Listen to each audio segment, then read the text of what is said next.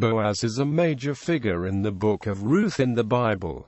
The term is found 24 times in the Scriptures, being 2 in Greek. The root just used in the Bible in relation to Boaz perhaps expresses quick. The etymology of the name has been suggested by many as Beoz, in the strength of, or Boaz, in him strength, for the root zz, to be strong. Biblical scholar Martin Noth preferred, of sharp mind.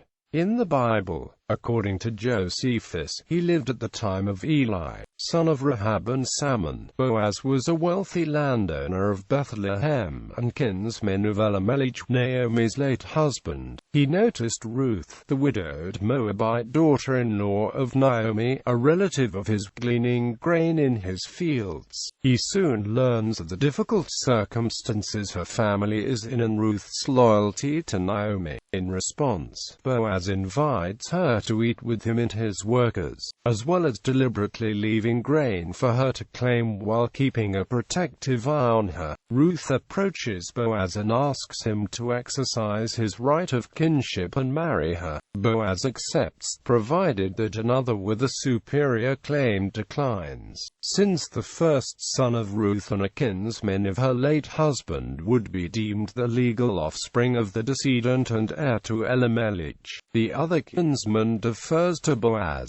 In marrying Ruth, Boaz revives Elimelech's lineage, and the patrimony is secured to Naomi's family. For those substituting, redeeming factors, Ruth's husband is considered by some Christians to be a type of Jesus. The son was Obed, father of Jesse, and grandfather of David. Boaz is mentioned in both the Gospel of Matthew and the Gospel of Luke as an ancestor of Jesus. The temple. Boaz was the name of the left one of the two frontal columns of Solomon's temple. Its meaning is a subject of controversy. Rabbinic Jewish tradition. Conduct in the Talmud. Some rabbis identify Boaz with the judge Ibzan of Bethlehem, i.e., Bethlehem in Zebulun, cf. Joshua chapter 19 verse 15.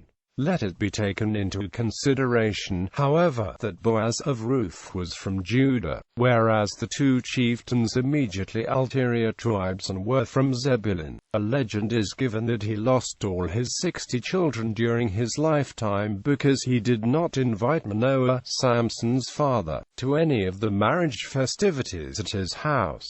Since Manoah was at the time without children, Boaz thought that he did not need to consider on such occasions a childless man who could not pay him back in kind. The Talmud tells that Boaz was a just, pious, and learned judge. The custom of using the divine name in greeting one's fellow man formulated by him and his Bet Din received the approval of even the heavenly Bet Din. The Midrash Ruth Rabbah states that being a pious man, Boaz on his first meeting with Ruth perceived her conscientiousness in picking up the grain, as she strictly observed the rules prescribed by the law. This, as well as her grace and her chaste conduct during work, induced Boaz to inquire about the stranger, although he was not in the habit of inquiring after women. In the conversation that followed between Boaz and Ruth, the pious proselyte said that, being a Moabite, she was excluded from association with the community of God. Boaz, however, replied that the prohibition in the scripture applied only to the men of Moab, and not to the women. He furthermore told her that he had heard from the prophets that she was destined to become the ancestress of kings and prophets, and he blessed her with the words, "May God, who rewards the pious, also reward you." Boaz was especially friendly toward the poor stranger during the meal, when he indicated to her by various symbolic courtesies that she would become the ancestress of the Davidic royal house, including the Messiah. As toward Ruth, Boaz had also been kind toward his kinsmen, Naomi's sons, on hearing of their death, taking care that they had an honorable burial. Boaz and Ruth. Although Boaz was the prince of the people, he personally supervised the thrashing of the grain in his barn. in order to circumvent any immorality or theft, both of which were rife in his days.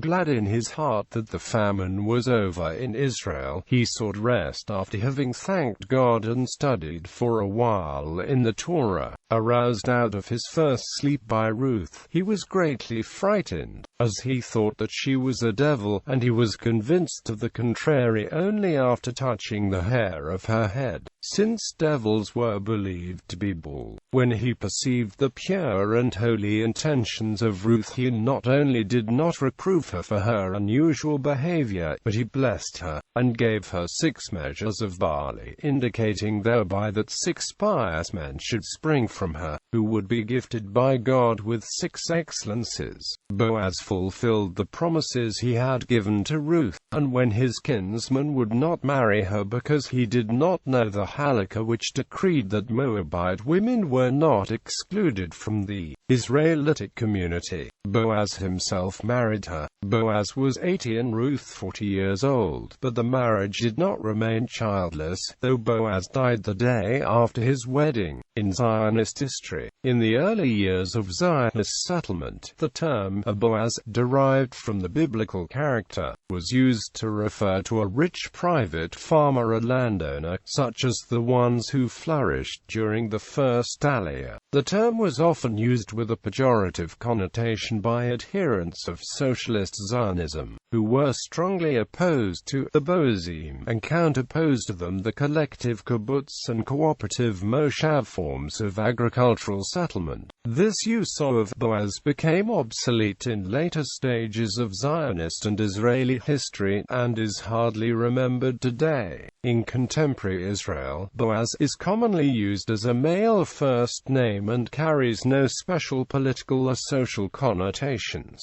In popular culture, in the 1960 film adaptation The Story of Ruth, Boaz is played by Stuart Whitman.